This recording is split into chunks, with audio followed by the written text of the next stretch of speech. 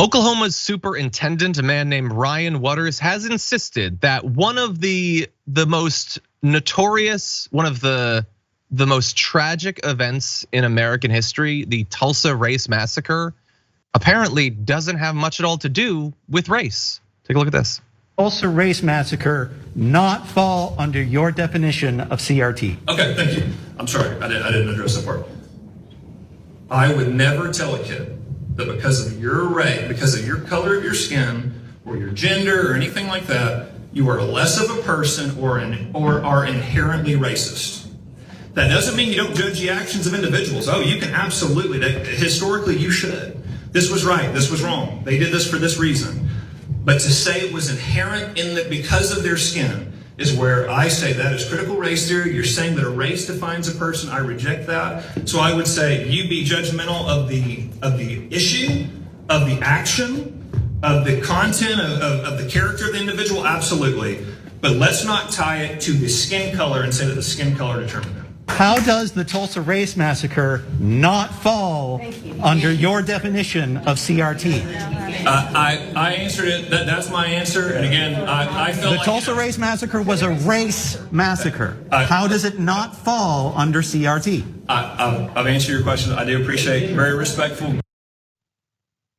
Yeah, definitely confident of the answer because of the pacing, the awkward, nervous pacing. Yeah, that was terrible. That was absolute. Yeah, I want to swear, but I can't. So I'll just say it was bad. They seem to look. They think that they have landed on a line that really works, and I think for some conservative white Americans, it does. I will never say that because of your skin, you're inherently racist, and for some reason, teaching honestly about what the Tulsa race massacre was, why it mattered, that would be saying that because of your race, you're inherently racist. Like the thing about that is, it seems reasonable to say we should not teach people that because of their race, they are inherently racist. Here's the interesting thing. Nobody says that we should do that, and it's not a thing that's actually happening. And I don't know about you, but I'm getting increasingly frustrated being told what my opinions and views are as a Democrat or as a leftist or as a progressive or whatever, and having the right run against some sort of absolutely fictional, made up fairy tale metaverse version of what we believe or what teachers do or what doctors say or any of it. None of it's true. I would love to reacquaint them with reality so that we can have some sort of productive conversation about politics, or also maybe about something that really shouldn't be all that controversial that we accept the truth of, like the Tulsa race massacre. This is the political talk that they've been pushing whenever they're talking about teaching our history and the things that we've done and come from and all that. So once we're talking CRT, this is the problem that they now have to deal with. Oh, so we have to exclude race from these things that are perfectly obviously based off of race. Yo, you can talk about, I'm gonna tell these kids because of their race that they're inherently bad. Again, very nice straw man you've got there. It's the only way you can argue your way out of this is to create something that no one else is arguing with you about. But he did mention we have to talk about the issues, the action, the content.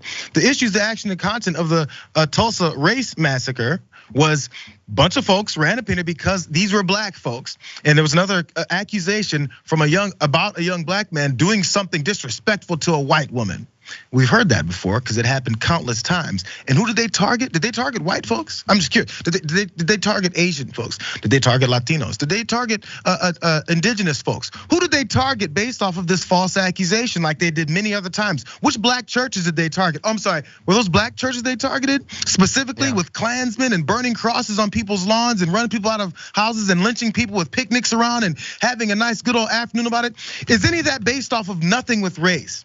The way to get out of this and actually say you want something different for the country is to acknowledge where we've been and how we get to a better place. But if they do that, they have to continue to acknowledge that we haven't gone as far as they'd like to tell us. What they want people to do is shut the F up and not talk about this anymore. So that creating this scenario of, look how far we've come. Let's not talk about how far we haven't actually come. Let's just say we've come so far and create a few straw men to act like we've gotten there.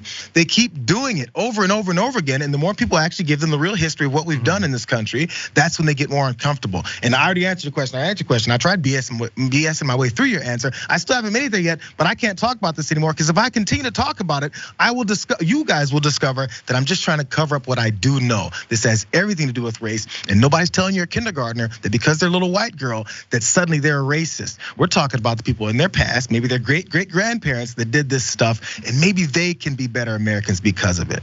But we apparently don't want to teach that at all. Yeah, 100%. Just speaking reasonably, but these are not reasonable people. I mean, look, with enough pushback, you can get them to accept a little bit of the truth. Someone learned something from this, and that would be Ryan Walters. Superintendent had to respond after uproar over what he said. Said, "Let me be crystal clear that history should be accurately taught, except in Florida. The Tulsa race massacre is a terrible mark in our history. The events of that day were racist, evil, and it is inexcusable. Individuals are responsible for their actions and should be held accountable. Kids should never be made to feel bad or told they are inferior based on the color of their skin." Again, no one is doing that. We used to, though. That was your apology. Sorry. No one is doing that. Why do you believe that accurately understanding American history teaches kids that they're inherently bad? Do you not feel that to continually claim that a thing is happening, you should at some point provide a little bit of evidence that it's happening? Have you considered that this is an actual problem that you're addressing rather than just something that you made up during your incredibly defensive response to your, again, I want to swear, terrible answer on the Tulsa race massacre? Jesus.